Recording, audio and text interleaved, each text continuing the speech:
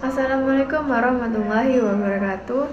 Perkenalkan, nama saya Alvina Dwi Putri, kelas 11 RPL 2. Di sini saya akan menceritakan sedikit tentang tragedi-tragedi bersejarah yang terjadi setelah kemerdekaan Indonesia. Diselenggarakannya proklamasi kemerdekaan Republik Indonesia bukanlah menjadi akhir dari perjuangan bangsa Indonesia dalam melawan penjajah. Meskipun sudah mengumandangkan diri sebagai negara yang merdeka dan berdaulat, banyak ujian yang harus dihadapi oleh negara Indonesia. Sebab Indonesia memproklamasikan kemerdekaannya saat sedang dalam keadaan vacuum of power atau kekosongan kekuasaan pasca Jepang mengaku kalah kepada sekutu. Karena adanya pengakuan kalah tersebut, pasukan sekutu akan mengambil alih wilayah yang menjadi bekas jajahan Jepang, termasuk Indonesia. Inilah alasan mengapa kondisi keamanan serta pertahanan Indonesia belum benar-benar stabil pada masa awal pasca kemerdekaan. Berbagai pertempuran untuk mempertahankan kemerdekaan pun terjadi di berbagai daerah. Dari berbagai perang yang terjadi, berikut ada 5 pertempuran kemerdekaan yang paling dikenal dalam sejarah. Yang pertama ada pertempuran Medan Area. Pertempuran Medan Area merupakan konflik pertama yang terjadi setelah proklamasi kemerdekaan 17 Agustus 1945. Pertempuran Medan Area ialah sebuah peristiwa perlawanan rakyat Indonesia terhadap munculnya sekutu yang terjadi di Medan, Sumatera Utara. Yang kedua ada pertempuran 10 November 1945 di Surabaya. Tentara sekutu dalam Allied Forces Nederland East Indies atau AFNEI bersamaan dengan tentara Belanda Nica datang ke Surabaya pada tanggal 25 Oktober 1945 di bawah pimpinan Jenderal Asal Inggris A.W.S. Malabi. Kedatangan para prajurit ini bertujuan untuk membebaskan tawanan sekutu yang ditahan di Indonesia, menduduki tempat-tempat penting seperti Gedung Internatio dan Pangkalan Udara Tanjung Perak, serta menyebarkan pamflet yang berisi imbauan supaya masyarakat Indonesia menyerahkan senjata kepada sekutu. Hal ini menyulut kemarahan arek-arek Surabaya. Sebagai masyarakat yang merdeka, mereka mengabaikan pamflet tersebut dan enggan untuk menyerahkan senjata. Pidato dari Bung Tomo yang berapi-api untuk mengajak seluruh masyarakat Surabaya untuk mempertahankan kedaulatan Indonesia dikumandangkan melalui radio. Para pemuda Surabaya pun menjadi semakin bersemangat untuk mengusir pasukan sekutu. Mereka melawan dan menyebabkan terjadinya pertempuran bersenjata yang pada akhirnya menewaskan Brigjen A.W.S. Malabi di dekat Jembatan Merah. Kematian Brigjen A.W.S. Malabi membuat pihak sekutu menjadi murka. Mereka memperingatkan masyarakat Surabaya untuk menyerah paling lambat pada tanggal 10 November 1945, apabila tidak ingin dihancurkan. Namun hal ini sama sekali tidak digubris.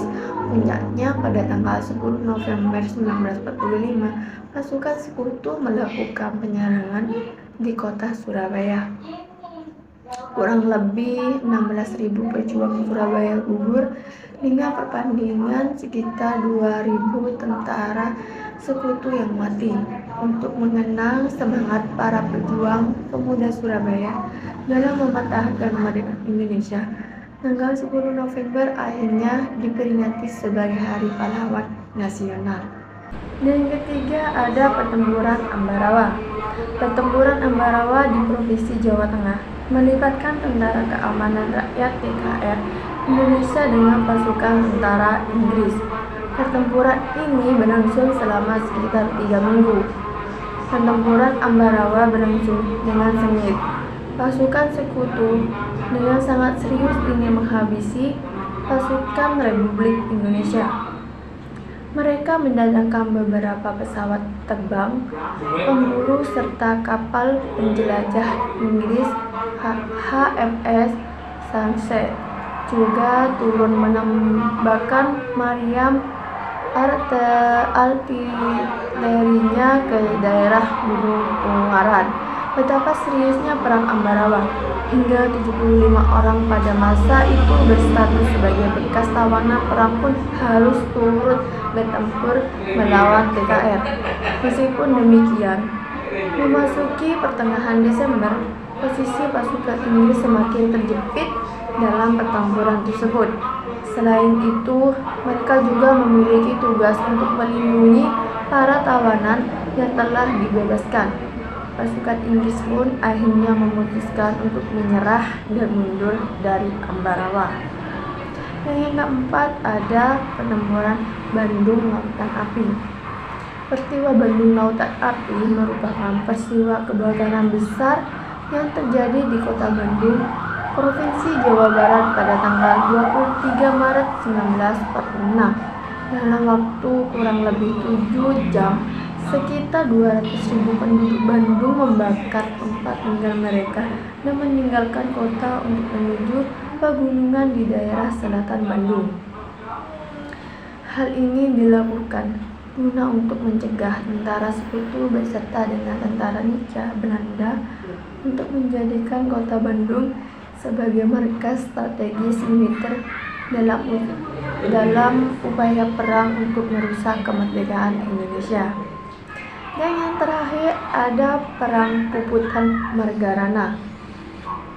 Salah satu pertempuran untuk mempertahankan kemerdekaan yang paling dikenang ialah Perang Puputan Margarana di Bali pada tanggal 20 November 1946. Pertempuran ini dipimpin oleh Kolonel I Gusti Ngurah Rai. Pasca proklamasi kemerdekaan, I Gusti Ngurah Rai menerima tugas membentuk Tentara Keamanan Rakyat TKR di daerahnya untuk menghadang agresi dari pihak Belanda yang ingin kembali untuk menguasai Bali. Ia pun membentuk pasukan yang dinamakan sebagai pasukan Ciung Wanara.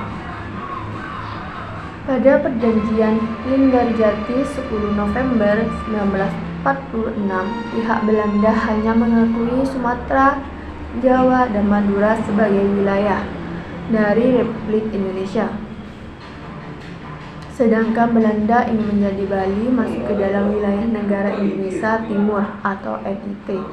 I Gusti Ngurah Rai pun dibujuk oleh para pasukan Belanda untuk bergabung, akan tetapi rasa cintanya kepada Republik Indonesia membuatnya enggan. I Gusti Ngurah Rai memberikan pasukan Ciung Wanara untuk merampas seluruh persenjataan yang dimiliki oleh polisi Nica yang sedang menduduki kota Tabanan. Sikap dari Ngurah Rai membuat pihak Belanda geram dan ingin membalas dendam. Saat pasukan Ciung Wanara beserta dengan sang pemimpin sedang melakukan long march ke Gunung Agung, mereka diserang oleh pasukan Belanda. Dalam kondisi terdesak, Ngurah Rai mengeluarkan perintah puputan atau pertempuran habis-habisan yang mengeluarkan seluruh tenaga. Dalam pandangan para pejuang Bali, lebih baik berjuang sebagai kesatria daripada menyerah dan jatuh kepada tangan musuh.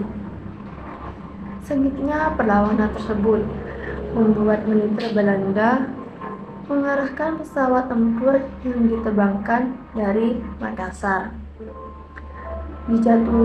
Pasukan Ciung Wanara dijatuhi bom dan juga rentetan tembakan. Namun pasukan Ngurah Rai tak mundur dan menjadikan I Gusti Ngurah Rai gugur bersama 95 orang pasukannya, sedangkan sekitar 4.000 orang dari pihak Belanda tewas. Itulah rentetan tragedi yang terjadi setelah kemerdekaan Indonesia. Kurang lebihnya saya mohon maaf bila ada kata-kata saya yang salah. Wassalamualaikum warahmatullahi wabarakatuh.